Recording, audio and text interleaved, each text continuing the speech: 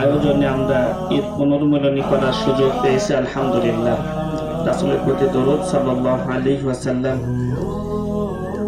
যারা শহীদ হয়েছেন তাদের জন্য দোয়া করি, আল্লাহ সকলকে জান্নাত। সময় এসেছে সাজাতে হবে এই দিনের বাগান,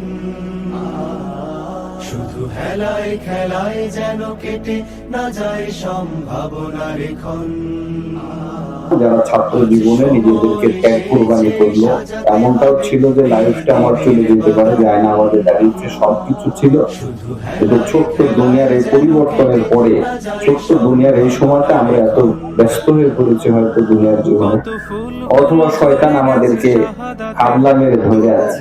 এই হাদিসটা আমাদের ভুলে দিয়েছে। ছাত্র জীবনের খুব শক্ত হাদিস, মান খরাজা মিনাল জামাআতি কিদা শিবা আবার খলা আবিদাতাল ইসলাম কি, যে তার গলার থেকে ইসলামের রজ্জুটা জামাত থেকে একটু দূরে সরে গেল, সে তার গলার থেকে ইসলামের রজ্জুটা খুলে রাখলো নাই, আর জিয়া যতক্ষণ না আবার জামাতবদ্ধ জীবনে ফিরে আসে।